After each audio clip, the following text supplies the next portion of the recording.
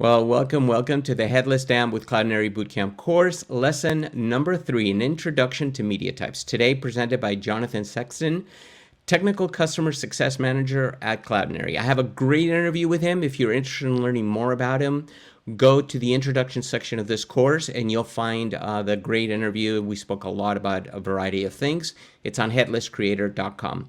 But with that said, Jonathan, welcome. We got you in. Everything's looking great.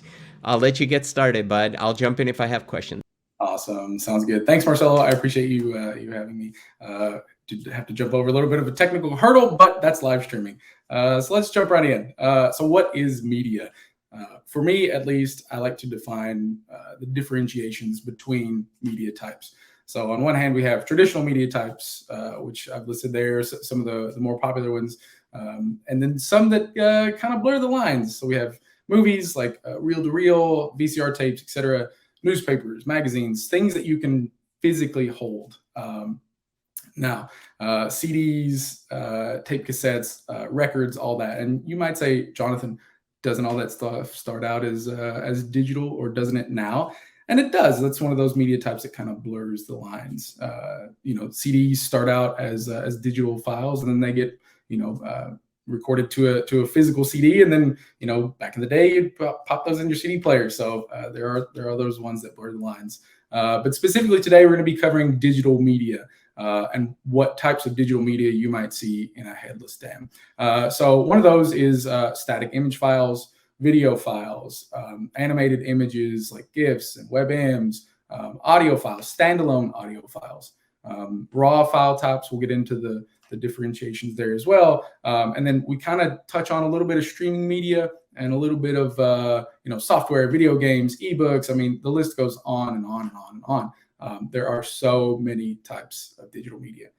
So let's jump right into my first and favorite, static images. So let's go over here. What are static images? Well, those are going to be images that don't have any moving parts to them. They don't have any they don't have any animations, or there's no video parts of them. So I've listed a good portion of the popular ones that you might see.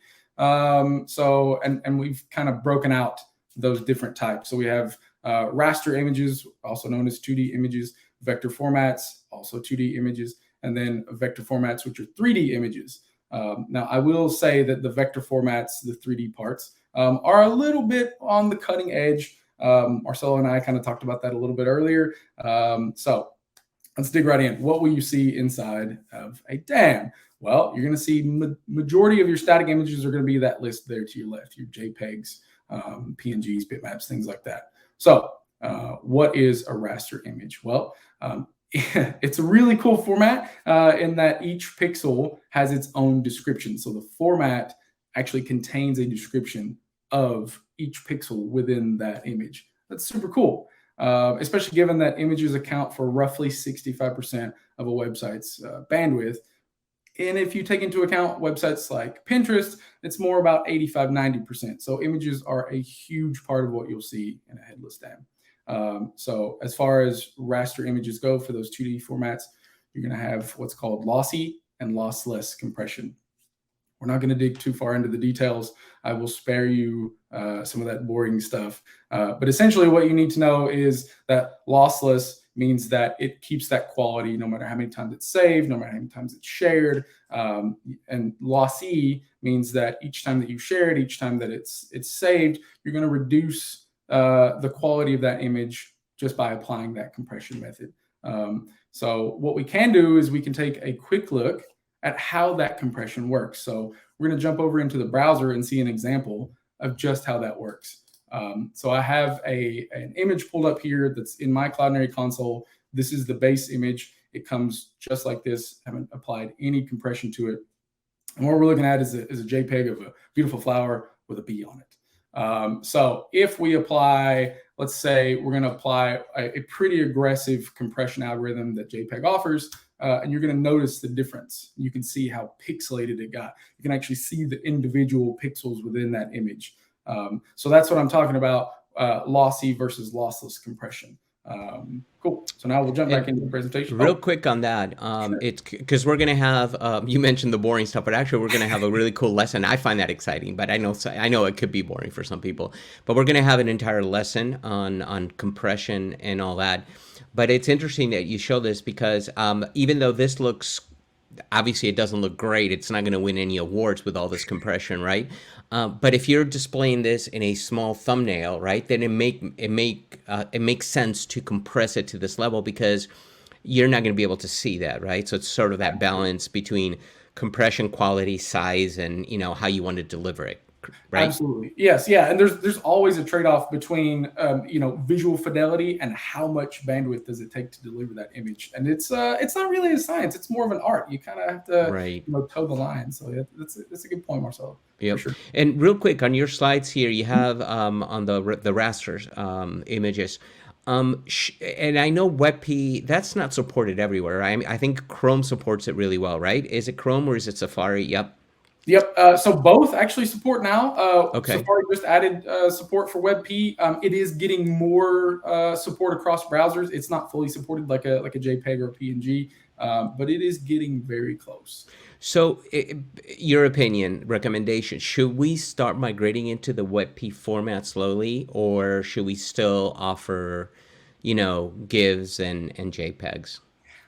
I think every format has its place, Mm-hmm. but personally, I try to stick to WebPs or JPEGs depending on the use case. But WebP is going to be my winning horse, and that's kind of what I suggest because standardizations and compressions only get better over time.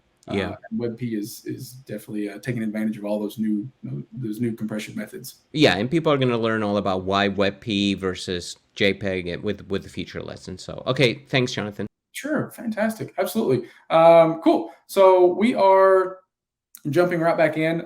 So we talked about JPEGs. I actually had someone ask me the other day, what's the difference between JPG and JPEG? And the difference is one letter. That's it. And the reason behind that is old versions of Windows required a 3-character file extension. So that's JPG. JPEG has the exact same thing. They both work the same. You'll see them. But let's talk about the nitty-gritty differentiations between those two. So when you talk about JPEG, that refers to 3 different things. So A compression method, B, the Joint Photographic Experts Group, which is the group that was responsible for helping to standardize this compression method. And then obviously the file extension, JPEG. Again, it is a lossy compression format. This format is probably one that you'll see more around photos like landscaping, maybe your family reunion, but good quality photographs like that mountain that I've obviously not a picture I took, but that's where you'll typically see this for photographs. It does have support for lossless storage, but that version of JPEG is not widely supported across a lot of browsers. So that's why we continue to say it's a lossy compression method. Awesome. So PNGs, you'll see a lot of those. PNGs are phenomenal for transparency or what we like to call alpha layer images. And if you can see that bird there, there's that little trail that it kind of left as it flew in through the presentation. That entire image is an actual rectangle, and it's huge. But because we have some transparency through there, you only see the parts that that are brought to that top layer. So PNGs are awesome for transparency. They're widely supported across browsers. They have it has support for millions of colors. So very cool standard, one of the OG standards. And again, it's probably best for graphics, not necessarily photographs, although you will run into PNG photographs. Some cameras still will put out PNG formats. So just be aware that you'll see that. I think one of the interesting things about PNG also, correct me if I'm wrong here, but I think it could be both a delivery format and a production format because I think you can save the layers as well, right? So instead of saving it as a PSD, let's say, you can save it as a PNG and keep all the layers. Is that That correct? is correct. Absolutely. And one of the cool things about that, you can actually deliver different PNGs from different layers. So if you have a layered image, like you mentioned in Photoshop, you Oh, can deliver each one of those layers as a PNG. So as its own PNG. Oh, that I never knew about. Very that cool. is correct. Yeah, yeah. No, there's when you start digging into file formats, there Yeah, are it is easy to get lost. yeah, totally. For sure, for sure. Awesome. So we talked about the two more common ones that you'll see. We'll talk about two of the less common ones that you may see. The .tiff, and that could be with two Fs or one F. It does support lossy and lossless compression, but it's not widely supported by a lot of web browsers, which is why you won't see very many TIFF images. Again, that stands for tagged image file format. It used to be very popular way back in the early 90s and 2000s. Not so much. Same for bitmap, BMP. And that's used mainly within the Windows ecosystem. It is uncompressed and it is generally a very large file format. So you will see it's not uncommon to see 1, maybe 2 gig images that support the bitmap file format. So if you ever see a bitmap, my recommendation is definitely change that into a different file format before you decide to deliver that. Maybe a PNG, maybe a JPEG, because they are going to be monstrous files. So cool. And then I've got two of the more cutting edge WebP, like we mentioned before, is gaining popularity because it supports both lossless and lossy compression. It also, as we'll get into in the next slide, it supports animations and has an alpha channel for transparencies, like the bird up there that I mentioned. One of the drawbacks, it only supports 8-bit color, so there's no HDR support. But again, you're not likely going to use a lot of HDR in your normal everyday use unless you're a photographer, so bear that in mind.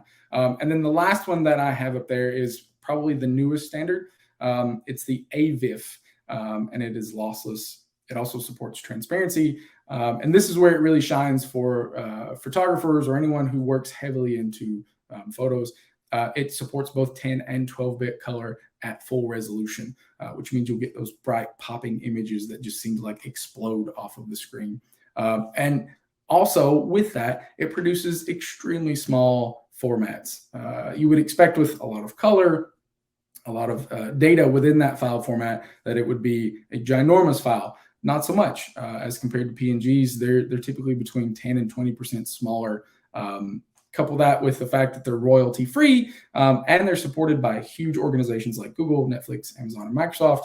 AVIF is definitely gaining a lot of popularity, and it's, like I said, it's supported throughout a lot of browsers. So that's the vast majority of the static images that you'll see inside of a DAM, but you'll also see vector formats like SVGs and ODGs. And I've thrown around a lot of acronyms. What does that mean? SVGs are more what I like to refer to as flat images that you'll see, sort of like that pie chart that I've shown down there. And one of the cool things about these vector formats is they contain geometric descriptions, sort of like drawing commands of the data, which is to be rendered at the size that we specify. So it's really cool because you get a hand in how that image is drawn, what it looks like on the screen. And actually, I have an example of an SVG that, all the code behind the SVG. So it's pulled up here. We've got our nice dog. But again, this is the HTML code that renders this dog. You can change colors. You could go through here and change, hex format codes and all that stuff to change the way this dog is drawn, or maybe the color of the scarf, or maybe the outline of his ears. But I just think it's super cool that you have access to change that image right within your code editor or in an online editor like this. So cool. So we'll jump back into the presentation. Well, real quick, and more importantly on this stuff, right, is the fact that you can scale into an image that is 1 million pixels wide. I'm exaggerating, right? But or 100 pixels small, and this file size doesn't increase because it's all math doing it, right? As That's opposed to exactly a right. rastered image like your JPEG, where if you have a million pixel image, you're looking at a huge file.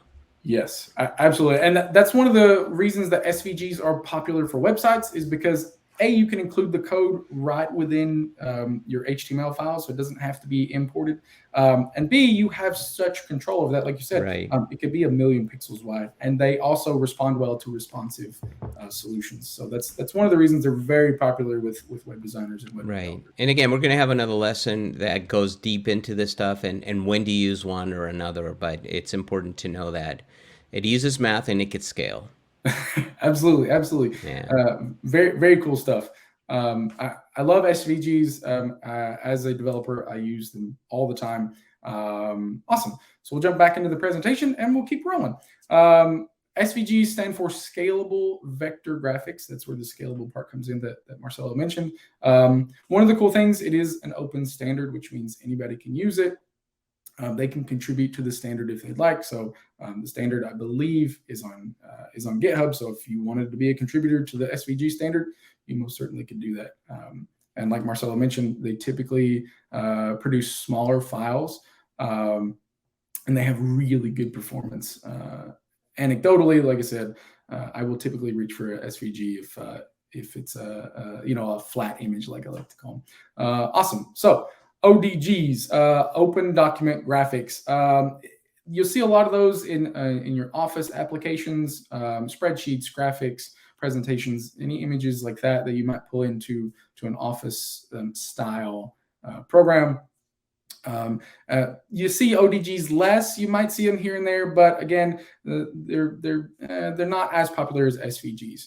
And then one caveat is that all vector images like these SVGs and ODGs, they have to get rasterized before they can be displayed on a computer monitor. There is a whole bunch of compression algorithms and transformations that happen, but it is important to note that these vector images do produce clean, crisp images, but they do have to be rasterized to display on a computer screen. So keep that in mind. I included these 3D vector formats. I will be honest, I am not an expert in 3D, but these are two of the popular file formats that you might see within a headless DAM. The U3D, which is a universal 3D format, and then the VRML, which is virtual reality modeling. So you might see these if you work with like large data sets that need some visual components, or maybe if you're doing some 3D printing, or anything in that 3D visual space, you'll see a lot of these. Again, there are so many file formats that I could list here, but I don't have enough room on probably all of these slides to list all of the file formats. Okay, so now we're going to move on to GIFs and animated images. So what do I mean by animated images? That means it has some kind of visual moving component. And while it's not coming through here on the stream, each one of these images is moving. So there's that cool neural map that you see to the right. The roller coaster keeps taking the data cars on up through there. I included the ghost because we're in October, and then the football for obvious reasons. So let's dig into animated image file types. So the PNG there, you might see that, and you say, Jonathan, isn't that a static image file format? Well, it is, yes. However, Mozilla, the makers of Firefox, they introduced the APNG after they extended the PNG standard to support animated images. So it's great for images that don't necessarily need to sync up with a visual component. So anything like a status indicator or maybe a progress indicator, this is where those animated PNGs really shine. And then there's also AVIF here. And again, you might say, isn't that a static image file type? It is, but it also supports animation. So it's very cool. And the reason it can support animation is it's based on the AV1 video format. So it is also a video format, but it takes advantage of those compression algorithms. It also supports HDR inside of the animated component. As I mentioned, it's open source, it's royalty free, and I believe that AVIF probably has the potential to become the next big thing, just because of the amount of features and functionality that it offers, along with the insane performance that it has. So you'll likely see AVIF in static and in moving format. So just be aware of that. And then, what animated image would be complete without at least one GIF, GIF, depending on how you pronounce it. So what does GIF or GIF stand for? It's the graphics interchange format. And it was one of the very first, maybe the first, don't quote me, file formats that actually supported animations via HTML. I believe the other was XMB file format, but again, don't quote me. It is an early file format. It has been around for many years. I don't see it going anywhere. You're going to see a lot of them. Each pixel within a GIF is represented by an 8-bit value, and they typically represent larger files just because they're not great at storing a lot of that data in a performant way. So just be aware of that. GIFs are typically larger file formats. And then we see WebPs, SVGs, and you're probably thinking the same thing. The cool thing is a lot of these file formats, especially a lot of the newer ones, support not only still, but moving images. You're going to see that a lot more as these file formats and these image formats continue to be innovated upon. We want more within the same format. You know, why introduce a new format when you can kind of work on the one you have and make it better and support the things that we want? So WebP, again, it's a standard that was introduced by Google. It has much smaller file sizes as compared to the good old PNG and JPEG. It also supports a lossy file format, so keep that in mind. And within the WebP standard, the data is represented by the VP8 bit stream. So it's a lot, it's a mouthful, I know, but again, it's important to understand how some of these things work. So, and then SVGs, those have a visual moving component as well. We talked about the SVG in the example that I showed. Those all can have animations. Again, that file will grow in code size, but not in size stored. So that's the important thing. You might see SVGs in graphic format. You might see them in animated format. They're typically not ideal for photographic images. So bear that in mind if you decide to start working with SVGs. Awesome. Cool. So we're going to jump to video next. And I have a cool slide here. I tried to keep it as simple for me as possible, because when we talk about video file types, it is very easy to get lost in the weeds, because we'll talk about codecs, we'll talk about containers, and we'll talk about file extensions.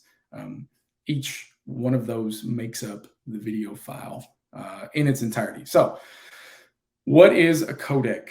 You're going to hear this a lot, especially if you start working in any type of streaming, which we have a slide coming up that addresses some of that. If you start working in any video format at all, you're going to hear the word codec and container very often. So a codec is nothing more than software that compresses video data.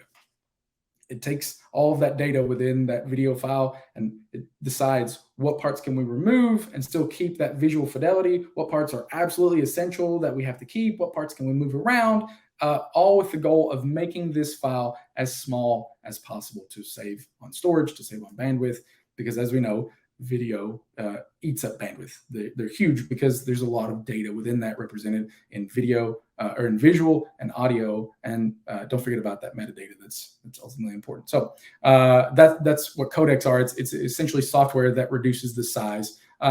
There is a trade-off, like we mentioned, with static images that applies to videos as well. Why do I say that? Because there's a fine line that you have to walk in between keeping that visual fidelity, making sure that the video looks great, and then making sure that it's small enough so that it doesn't take forever to render on your client side. So codecs, they are, let's start with how a codec works. So you'll hear the word bits a lot, and bits are the building block of media. And whether we're talking about internet upload, download speeds, or video playback, you'll also hear the word bit rate, which refers to how fast are the bits within that video processed or transferred in a given time span. So a higher bit rate means lower amounts of compression and a higher quality of the video. This also means that there's larger file size. So it's not really an issue if you just have one person viewing your video at a time, but if you multiply that times 10, times 20, times 100, all of a sudden your video is consuming ginormous amounts of bandwidth. So that's where that codec comes into play. You know, it takes those bits that may not be representational of the data that you need, and it kind of, you know, tosses those aside. So the most commonly and wide supported codec that you'll see is the H.264, although there is a new version, the H.265. And again, codecs are much like image types. There are a vast plethora of them. Each is good in its own right. Each is better at something than maybe the next file format may be. But again, it's all contingent on your use case. What do you need? What are you doing with these videos? Are you just storing them? Are you streaming them? Are you giving playback? So that's where you might get the trade-off. Again, the most commonly and widely supported one is the H.264, which is very common inside of another common container that we're going to talk about, MP4s. So before we jump into that, what is a container? Commonly referred to as a file extension. You'll see it .mp4, .webm. You know, those are the containers, specifically when we're talking about video, that stores all that data. And the way I like to differentiate between these is I have a little bit of analogy. So let's say you decide to move. Well, you're going to put all of your stuff into a box, and then you're going to put it on maybe a moving truck or maybe in the back of your car, and you're going to take it to your new place. So those boxes that you put all of your stuff in, those are going to be the containers. Those are the file formats. Those are your MP4s, your WebMs, and then your clothes and all your knickknacks and your pictures and all your cool trophies and stuff. That's all the bits that get transferred to your new place. So that's how I keep them separated in my mind. It is important to note that, again, just like codecs, there are different types of containers that support different purposes and even different platforms when we talk about web, when we talk about mobile or native, and when we talk about desktop. So deciding on a container is much like deciding on a codec. What is your intended purpose for it? So when we talk about you know, file types, again, you're typically referring to the container. And so that's what a video file is made up of, is the codec and the container. So easy way to keep them separated, like I said. Awesome. So I'm going to jump into the browser, and I'm going to show you an example of just exactly what I mean by a container. So we have a video pulled up here. This is just a random video that I found in my Cloudinary account. And if you can see this turtle.mp4, this is going to be the container as well as the file extension. Now, they're not the same, but they are commonly used interchangeably. So you can say, oh, that's an MP4. Most people will understand that that is an MP4 file. That is a video file. You know, it has some type of visual and audio component to it. Awesome. So we'll jump back into the presentation and we'll keep rolling.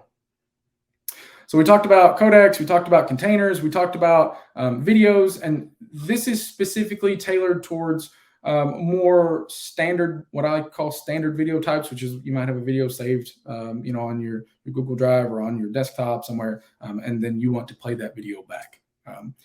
It's different, but also similar when you talk about streaming videos.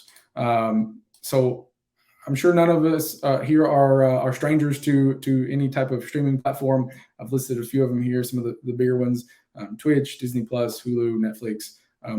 All of these companies in some form or another stream video to users in order to, that way you don't have to download each one of those videos. So with streaming video, it's more about protocols instead of, protocols, codecs, and containers. And what do I mean by protocols? Well, a protocol is just a standardization. It's a way that that we deliver media by breaking each one of those video files into little boxes, little chunks, and then we shoot those over the internet. And then when they get to your user's device, whether that's a phone or a tablet or a desktop, then they get reassembled into the video. That's the simplest, easiest way to think about it. That protocol is basically the way, it's the standard of which we deliver that video. So it's important to note that protocols, codecs, and containers, while similar, are not the same thing. So definitely keep that in mind. So some of the examples you might see are HLS streaming, which is streaming over HTTP. You might see the MPEG dash, or as I like to just call it, just dash, which is the dynamic adaptive streaming over HTTP.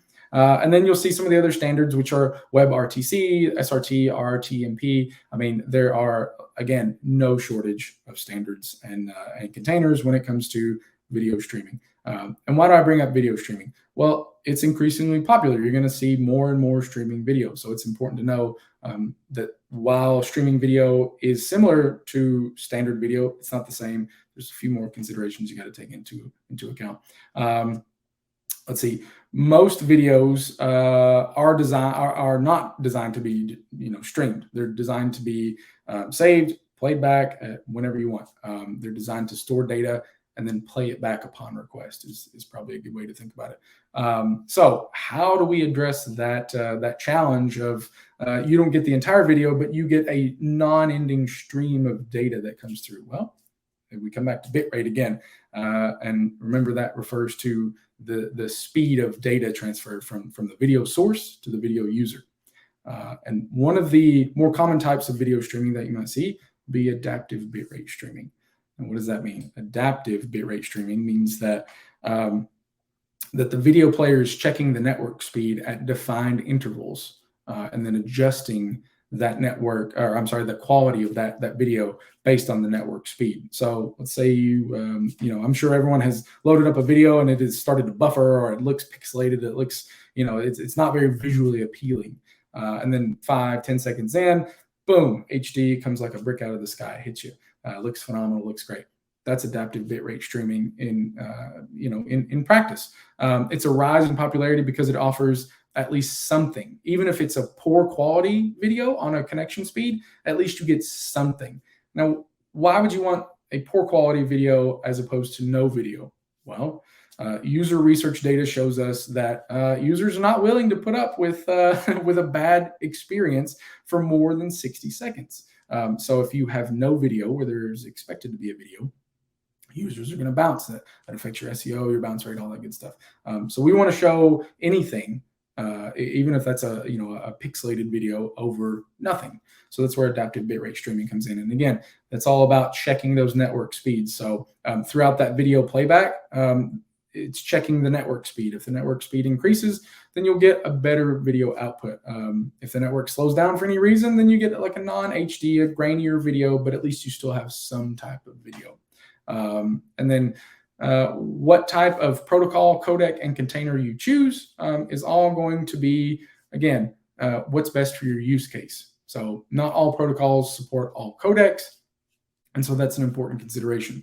It's also important to consider privacy and DRM, so digital rights media. It's important, digital rights management.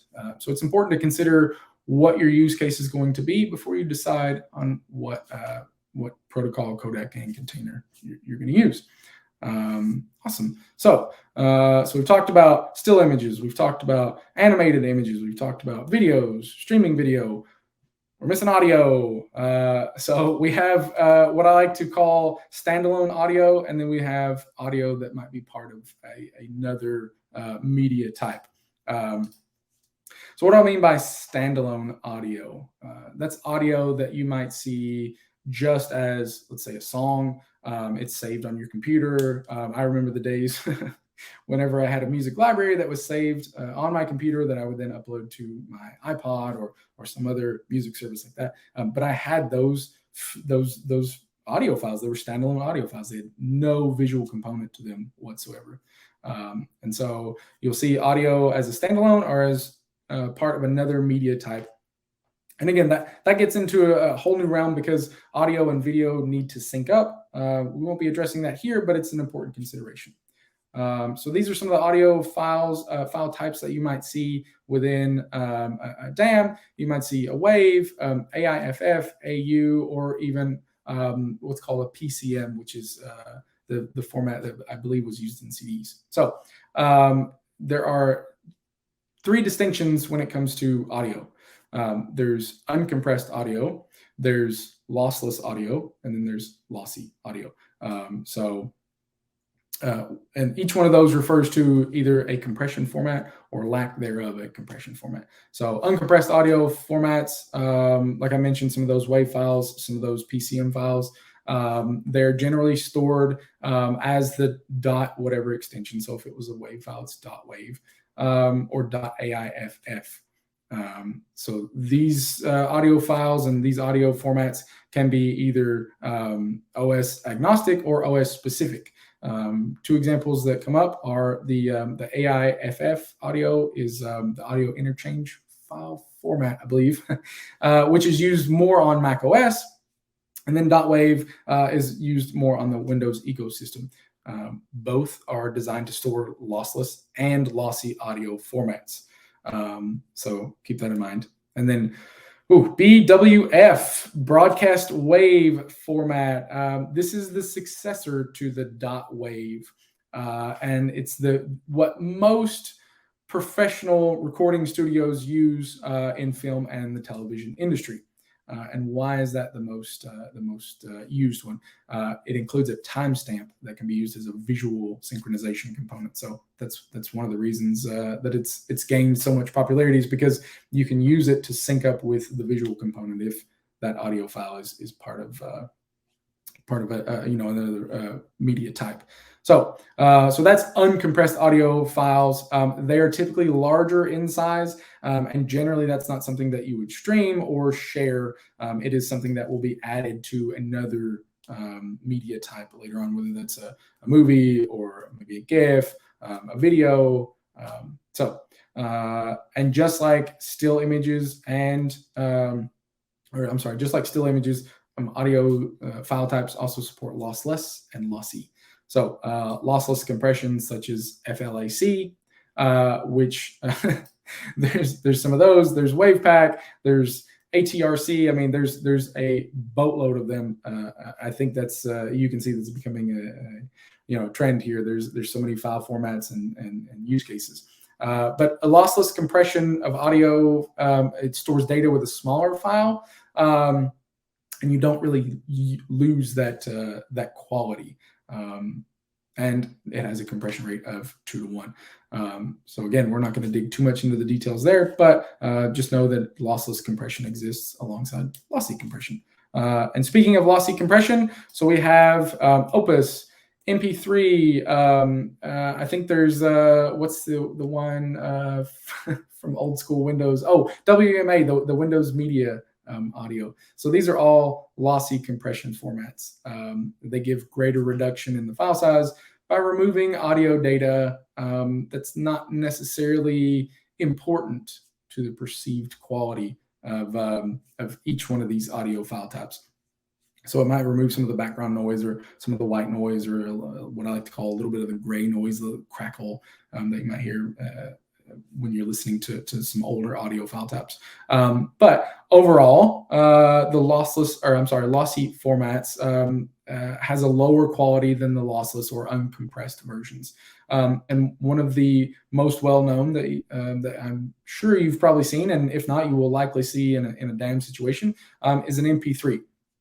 And that's just the audio version that you'll likely see because it's well supported, and it is a very common audio file type. So it's a well-known format, but the AAC is common, and its format is found on several digital music stores.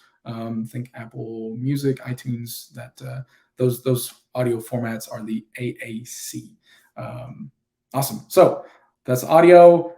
We have one other file type to talk about, or one other file categorization, I guess, and that is raw files. Now, what do I mean by raw files?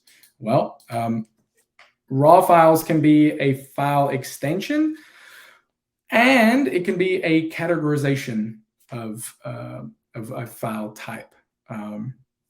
At Cloudinary, we treat anything that is not an image or a video or audio as a raw file type. So not .raw, but a raw file type. So let's distinguish that a little bit more. So .raw is a file format or file container, and it's they're actually raster files, but they're not images themselves. So you'll see a lot of the .raw file formats. A lot of higher end DSLR cameras produce and store data in the .raw format. And the reason for that is because you can store vast amounts of data within them. They're typically ginormous in terms of file size. So that's the .raw. And then a raw categorization file type is something that you might see, such as a text or a PDF, a Photoshop document. There might be something like the programming files, such as like a JSON, HTML files, JavaScript files, any programming language. If those are delivered with platforms like Cloudinary, they're typically treated as raw file formats. I had to include, we talked about audio files in the last slide, so I had to include the Winamp screenshot here. Olden days, but I myself used to make themes for Winamp way back in the day. And so those theme files for Winamp or for other platforms like Microsoft Office would be treated as a raw file. There are certain advantages and disadvantages to those raw files. Like I said, one of the disadvantages, huge file. There's not, to my knowledge, any standardization within that realm. So it's not going to be compatible with all the software that you might run into. So they might have to be converted into a different file format before you can share them or import them into any number of software platforms. So again, a lot of your higher end DSLR cameras will produce .raw file formats. You might see a lot of those, especially in a DAM setting, and just keep an eye out for those. And then I did have an example that I wanted to show you of a cool media inspector. We kind of skipped over it a little bit for the static images, but if we pop back over to the browser and we see an image here. This is our pixelated image. Cloudinary has actually developed a really cool media inspector tool. And so if we take a look here, you can get this media inspector tool at any browser store. So think the Google store for the extensions. Microsoft Edge has a platform or a store that you can get it from. Any Chromium-based web browser, this will work on. So this is the extension that I was talking about. This is the Cloudinary Media Inspector extension. It was developed by a Cloudinary employee. It is completely free to use. Again, you can download it at any of the browser stores. And again, it's going to show you the URL. It's going to give you the color spectrum. It's going to give you those hex codes, which I find deeply useful. That's really important. Hex codes, man. I cut and paste that all the time. Absolutely. I can't tell you how many times I've loaded up an image and I'm like, what is that? I love the color palette, that you get the color palette of this image here. Absolutely. And it gives you the status. I mean, it gives you so much information. If you've applied any Cloudinary transformations to it, that'll be up here. If you're a developer, a designer, you need those request headers, response headers, performance. It's going to give you a performance breakdown of what the waterfall looks like for when you got this image. Super cool extension. Again, it's completely free. Do you need a Cloudinary account for this, or is this just, it works regardless whether you have Cloudinary or not? This works regardless whether you have a Cloudinary account or not. I'm getting it today. I didn't know. I had no clue that this is great. Yeah. And it's at the Chrome store, I would imagine, yes. or Firefox store, whatever. Yes, and it works with any Chromium-based. So if you think Vivaldi or Brave, Google Chrome, obviously, I see. Works with any of those. So Safari. And what was the name of it? What should they look for? It's the Cloudinary Media Inspector. It works on videos, images, everything that we've talked about here today, audio, GIFs, animated images, all the good stuff. Amazing stuff. Yeah. And that's, like I said, I use this every day. Again, if I want to find out the color, if I want to find out where this came from, if I want to find out the server that it came from or what kind of file it is, very cool extension. Yep, definitely. Well, Jonathan, this was amazing, man. Great presentation. Thank you so much. God, we've learned so much. I know there was some feedback, especially with the Winamp section. You brought back a lot of memories for people. So I'm happy to do it. Yeah, excellent. And people can get a hold of you via that email right there, right? Yes, sir. This is the best one. Okay, fantastic. Jonathan, thank you so much. I really appreciate it. Thanks, Marcelo. And thanks to the rest of you. I hope you enjoyed this lesson. Remember, we have many more lessons coming up on the bootcamp, so stay tuned for those. Continue your journey on digital asset management systems by watching the next lesson. And also remember, if you want to get your certification, make sure use the study guide of this lesson, which you'll be able to find in the bonus section of this course later on today. And as always, there's my email address, marcelo@headlesscreator.com. So until the next lesson, have a great one, everybody.